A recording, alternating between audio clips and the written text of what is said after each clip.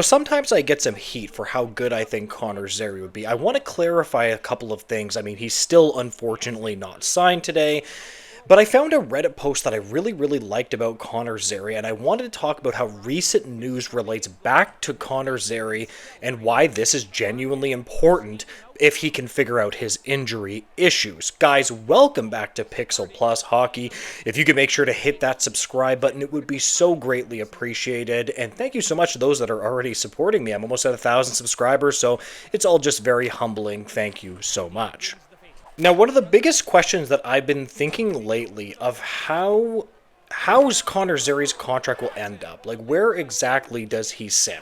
Does he end up getting, 3.5? I think 3.5 is very, very fair for this player. And one thing that I've been thinking is that the Marco Rossi signing is kind of an indication. So, for example, I think that Connor Zary is or can be as good as Marco Rossi. That's what I think. Now, I know he's had injury issues. I'm not saying he's a 60-point guy. That's not what I'm trying to say. But I think that he has that potential. Like, for example, if he has a good season and his knees don't give out on him, is it really that unrealistic that he could score 60 points if he has the right talent around him? I don't think so at all. The problem for the Flames and Connor Zary is just he hasn't shown that, even if his point per game has been pretty impressive. Typically has a point per game between on pace for 45 to 50 points and stuff like that, right? But Marco Rossi scored 60 points and he got a 3-year contract at $5 million. That's a pretty good contract, I think, for Marco Rossi. I think it's relatively fair, but what kind of comparable do you think that Connor Zary is to Marco Rossi? And here we have a really interesting post from the Calgary Flames Reddit. Quote, I've heard all the chatter online about how they're $1 million apart in negotiations, with the Flames wanting Zary between 3 and 3.5, and Zary team wanting 4 and 4.5. My question is, why wouldn't we give that to him? Are there any Flames fans that are actually against 3 times 4.25 contract? I feel he's easily worth that much. I get there's concerns about the injury, but it was just only one season. I wouldn't bank on that happening again, and even if it does, it's not hard to get out of that contract after next year. What do you guys think? Close quote. So first off, I'm going to disagree with this poster.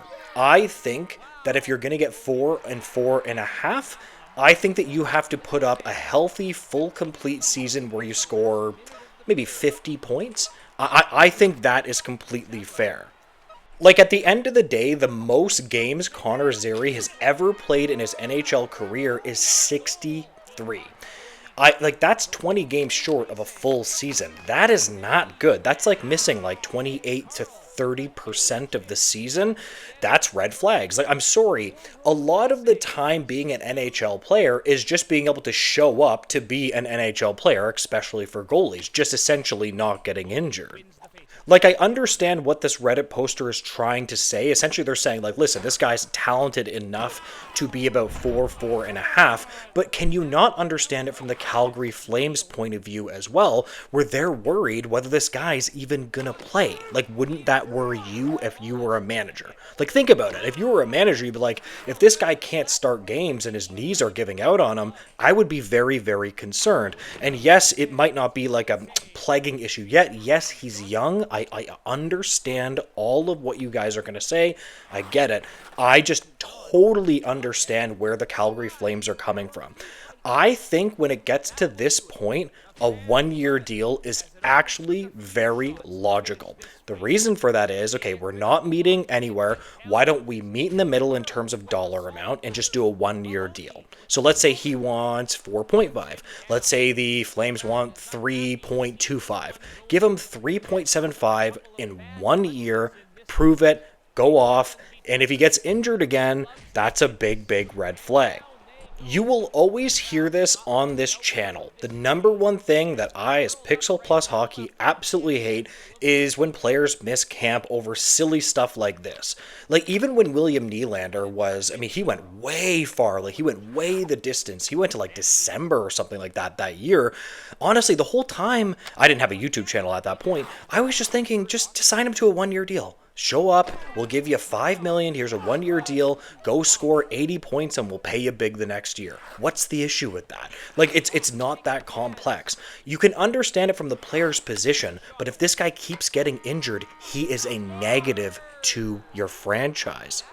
Now, shifting gears, I quickly wanted to talk about Dustin Wolf, and Wolf's Olympic snub could be the Flames' gain. I was reading this article, and this is something that's very, very interesting to me. Here's the thing. The USA actually has like a lot of really good goalies, and Dustin Wolf may very well be one of them. Now, I've stated that I want to see one more good year from Dustin Wolf. Okay, I don't just want to throw money at him. I want to see one more good full year. And people putting in the comments, "Oh, you're not convinced of Dustin Wolf yet. You'll never be." It's like, listen. You gotta show consistency from goalies, and that is the one thing that really worries me. Look at Jeremy Swayman. Jeremy Swayman was great, and then he just fell off the map completely. This happens all the time with goalies. And here we have a really interesting quote. After being left off the USA men's Olympic orientation invite list, the Flames goaltender has every reason to come out firing. 4 names got the call instead: Connor Hellebuck, Jake Ottinger, Jeremy Swayman, and Joey Decord. So where does Wolf stack up against them? Close quote. This is actually a completely fair point. He actually may be better like right now than some of those names. I'm not trying to say he's Connor Hellebuck. I'm not trying to say he's Jake Ottinger. That's definitely not true, but should he have been there before Swayman? I mean, Swayman was pretty bad last year. Like, yes, I know the Bruins weren't very good, I get it, but Swayman did not have a good year at all. Now, I want to be completely fair to Joey Decord. He's actually been really good. 50 games, 57 games, 916 save percentage, 906 save percentage. That's kind of comparable to where Wolf is right now. Like, he's a promising young goalie. I think that you could make the argument that Wolf should be there where Swayman is. That's in my opinion on this anyway. You know what, guys? I am going to leave this video here. I'm glad it's almost September. We're going to see some exciting hockey coming up. But if you could make sure to like, comment, and subscribe, I would greatly appreciate it, guys. And make sure to have a great day. Goodbye, guys.